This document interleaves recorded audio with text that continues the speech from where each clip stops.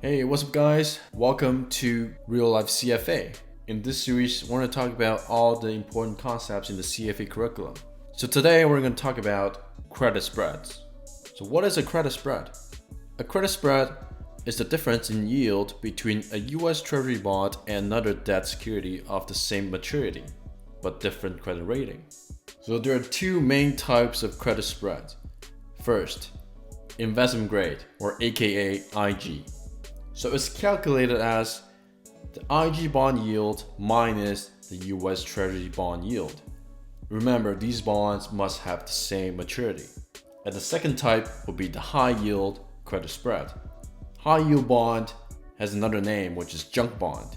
So the spread is calculated as the high yield bond yield minus the US Treasury bond yield. Easy enough? When we talk about credit spreads, there are two terminologies that you must understand: widening and tightening. A credit spread widens when the overall market is in a risk-off tone. What do I mean by risk-off? Risk-off means that everybody flies to safety. People are selling risky assets for risk-free assets. A tightening is the opposite. A credit spread tightens when the overall market is in a risk-on tone. So people buy risky assets and selling risk-free assets. If you want to understand more about widening and tightening, please check out my video on the spread trades. So let's look at an example.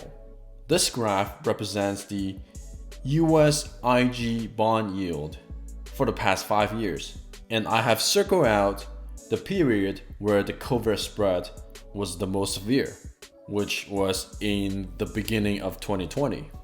We can see that the IG spread skyrocketed in the beginning of 2020 because of COVID.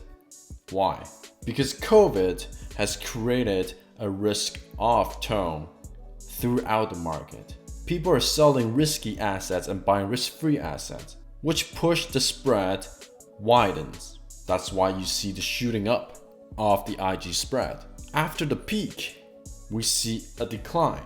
That's when the government and the central bank started to intervene to support the economy, to calm the fear in the financial markets. So people started to buying more risky assets and selling off their risk-free assets, which pulled the spreads tighter. Now let's look at another example. Of course, this example is hypothetical. Just want to show you how we calculate these spreads. So imagine Apple issued a 10-year bond with a yield to maturity of 3.5%. And at that time, the US 10-year Treasury yield was 1.5%. So the credit spread of the Apple bond is 3.5% minus 1.5%, which gives you 2%. So when the risk-off tone sweeps through the market, Apple bonds get sold off because Apple bond is a corporate bond, which is a risky asset. And people are buying US Treasuries because US Treasury is a risk-free asset. A sell-off in Apple bonds will push the price of Apple bond to go down and the yield to go up. A buying of the US Treasury will push the price of the bond to go up and yield to go down, which results a widening in the Apple spread.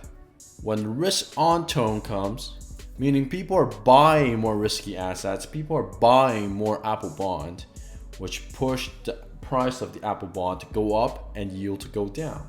In order to buy the Apple bond, people need to sell risk-free assets to get the money, so they will sell US Treasuries, which push the price of the Treasury bond to go down and yield to go up, which results in a tightening of the credit spread. So there are a lot of investment strategies or trading strategies that involve using credit spreads. If you want to learn more about spread trades, please click the link above. So this is a brief introduction to credit spreads. If you like this video and think it's helpful, please like and subscribe. Thank you very much for watching, and I'll see you next time.